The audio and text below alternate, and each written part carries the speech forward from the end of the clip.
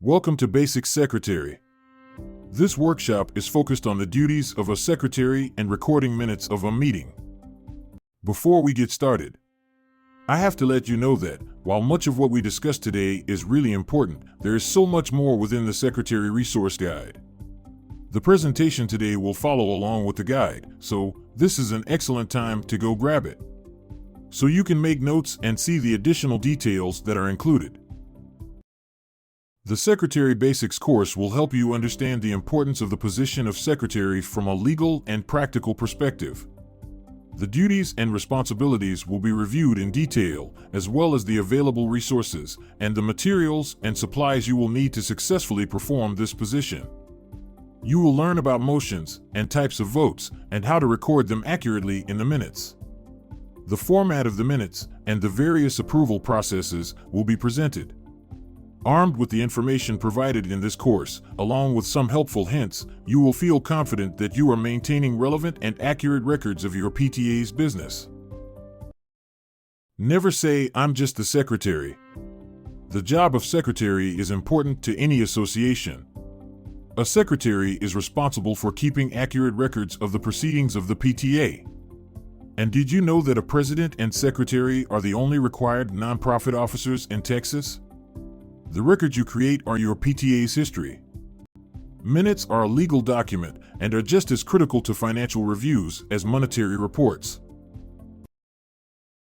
The duties of the secretary can be found in the bylaws, and we will go into a bit more detail here on what each duty entails. Additional information regarding all of the secretarial duties can be found in the full Secretary Resource Guide. Confirm all executive board members have registered with Texas PTA within 15 days of their election or appointment. File names of delegates and alternates with the Council PTA Secretary before the first regular delegate meeting, and submit any changes in writing prior to the next delegate meeting, in order to be eligible to vote. Only those delegates that are on record with the Council Secretary will be granted voting privileges. At any point that a change needs to be made, do so in writing prior to the next Council delegate meeting. Send, or cause to be sent, Executive Board and Membership Meeting Notices. Typically, the President does this, but they could ask the Secretary to perform this duty. Be responsible for correspondence. Compose letters by the direction of the Executive Board or President. Read correspondence received by the Executive Board or membership. Record the minutes of all Executive Board and membership meetings. This includes minutes from both the Executive Board and membership meetings, and notebooks that you have for that purpose. Destroy notes after minutes have been approved. Present the statement review by non-signer reports at each Executive Board meeting. Each month's report should be submitted to the Secretary upon completion by the non-signer and presented at the next Executive Board meeting. The Secretary is responsible for passing the report on to the Treasurer after having received it. Have a current copy of this PTA bylaws and, if applicable, standing rules. The bylaws template is often updated by National or Texas PTA, so it is advised to request a copy each fall at the beginning of the school year to ensure you have the latest version. Confirm the membership has adopted, and the Executive Board annually reviews, the PTA's records retention policy. A blank copy is in the Secretary Resource Guide if needed, and the filled-in, adopted policy is kept in the Secretary's permanent records. Confirm that all Executive Board members have signed the PTA confidentiality, ethics, and conflict of interest agreement, and maintain the original copy. Maintain the required PTA documents, including those that must be annually reviewed by the Executive Board and adopted by membership unless policies are incorporated into the standing rules. The e-commerce policy. The social media guidelines. Records retention policy. Approved plans of work. The confidentiality, ethics, and conflict of interest agreement adopted and signed by all Executive Board members. Certificates to confirm all Executive Board members have completed all required foundations training. Membership rosters, which shall not be released to outside interests, and any other documents deemed necessary by this PTA's records retention policy. Collect and preserve documents relating to the PTA's history. If you have a historian, they would perform this duty, but otherwise, the Secretary maintains these documents. Present a written summary of all PTA's events, programs, and significant information at the annual meeting, if no historian. Again, if you have a historian, they would do this. This is simply a summary of the meetings, events, and activities of the PTA over the school year. Not be a member of the Financial Reconciliation Committee, and present Executive Board and membership meeting minutes and related documents to the Financial Reconciliation Committee no more than 10 days after the end of the fiscal year. As Secretary, you are often given additional duties, and these are the most common and are considered effective strategies for PTA. Maintain an inventory of the PTA's property or assets, such as your popcorn machine, extra t-shirts, and pencils, or the carnival games. Keep a file of all committee reports. Keep copies of all paperwork distributed at all meetings. Keep these organized for easy reference. Give a report of the Executive Board. The Secretary or another officer may give the report of the Executive Board meetings. The minutes of the Executive Board meeting are never read to the membership and are not considered an Executive Board report. The report from the Executive Board contains its actions and recommendations. When recommendations are contained in the report, the person giving the report moves the adoption of each recommendation. As Secretary, you have a full voice, meaning that you may vote, file motions, and nominate candidates. Arrive early for a seat near the President. Sitting by the President enables you to clarify what was said and receive paperwork. It's best to keep the minutes record book up to date and signed. Remember, all minutes must be signed by the person creating them. Call the meeting to order if the President and Vice Presidents are absent and preside until the Assembly elects a temporary chair. If you must preside, it should only be for a short time, and always appoint someone else to take the minutes during that time. A Secretary is called on to confirm quorum regularly and periodically to count a rising vote and have ballots available in order to assist the parliamentarian in their duties. Quorum must be established to conduct business and must be noted in the minutes. If it is necessary to count a rising vote, which typically would occur if a voice vote was not clearly in favor or against, be sure to have at least 2 people counting so all votes can be verified. For clarity in the minutes, you may request, through the chair, that motions be in writing.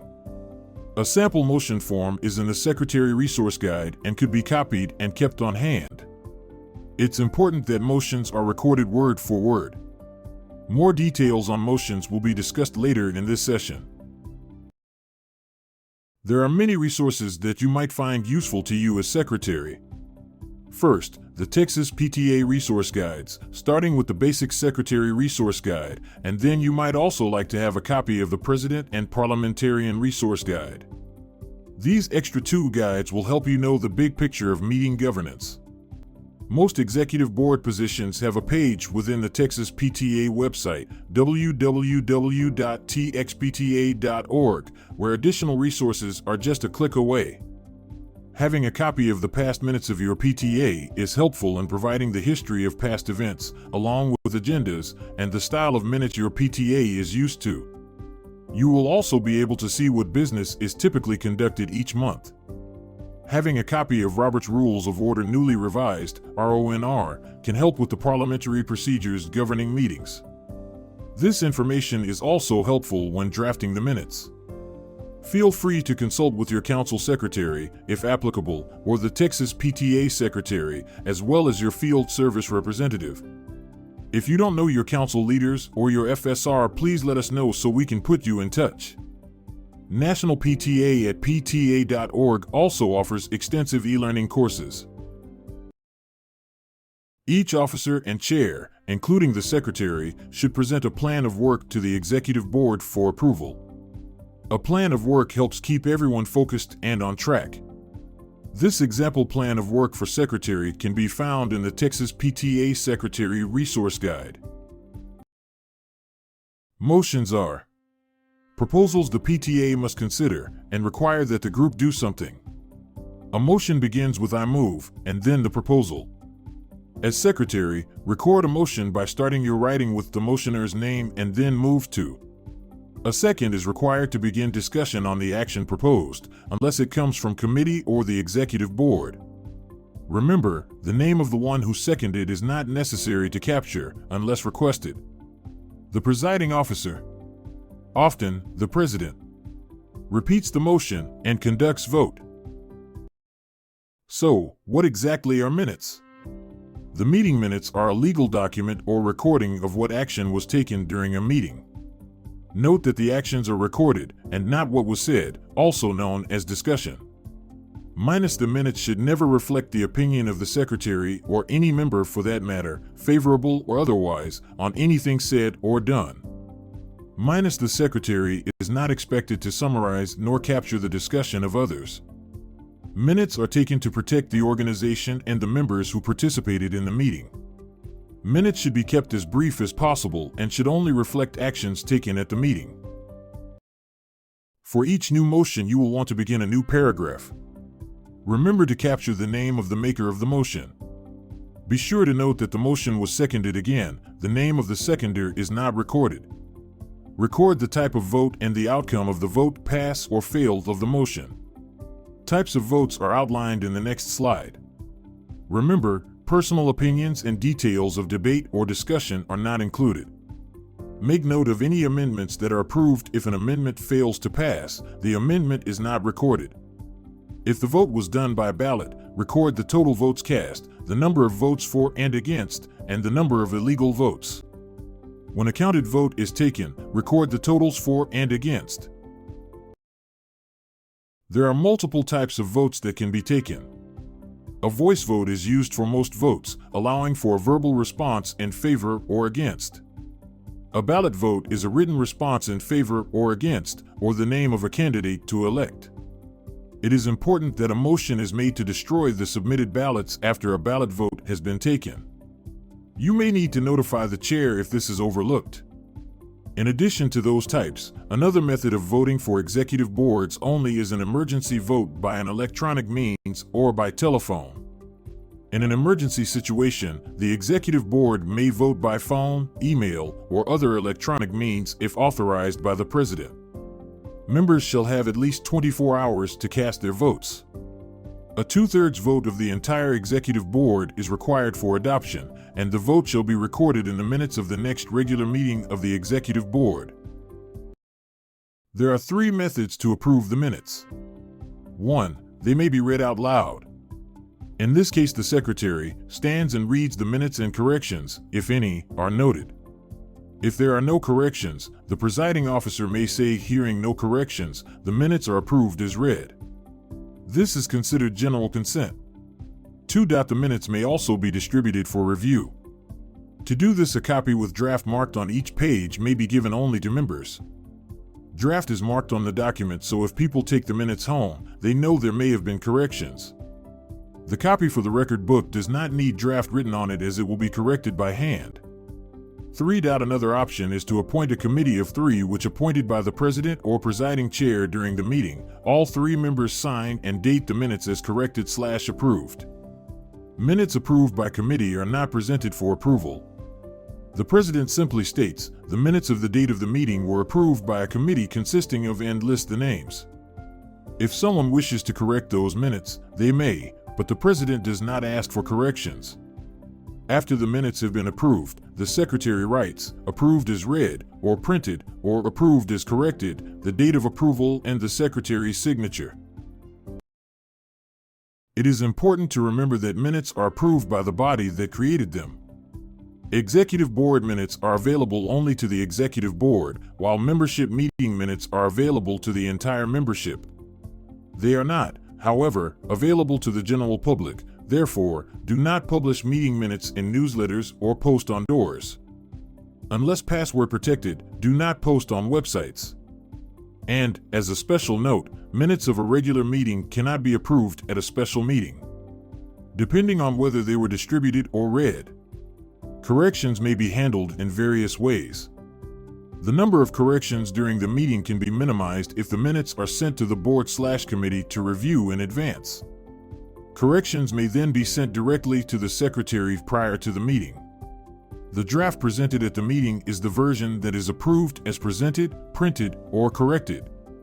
Asterisk, if minutes are not available for approval at a meeting, then those minutes are approved at the next meeting. Minutes should be approved in the order that the meetings occurred, oldest ones first.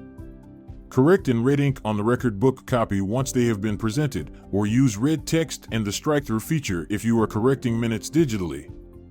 If an error is noticed after the minutes have been approved, a 2/3 vote is required for change. As previously mentioned, approved minutes are signed and dated by the secretary and committee members if used. This outline pertains to a typical membership meeting agenda. Executive board meetings will follow a similar format, most likely without the ceremonial items at the beginning, pledges, etc., and no report of the executive board or program topic. Here are a few helpful hints that will make your job as secretary easier. Ask your president for a copy of the agenda before the meeting.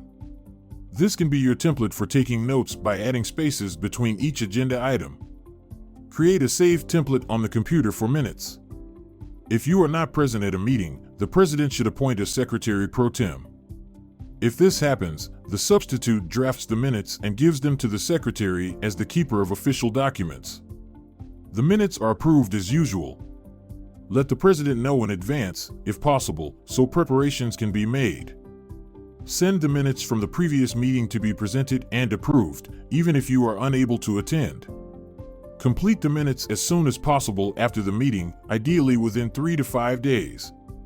After that, your memory and ability to read your writing will begin to fade, and the job will be increasingly difficult. Release minutes only after consulting with the president. It's the president's job to authorize distribution of the minutes. For the executive board, it's advisable to send them out as soon as possible after the meeting.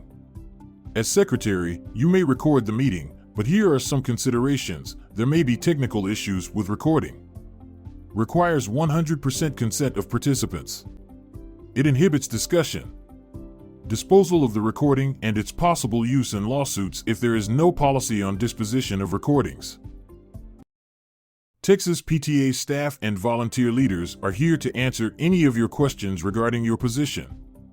Our toll-free number is 1-800-TALK-PTA, or email us directly.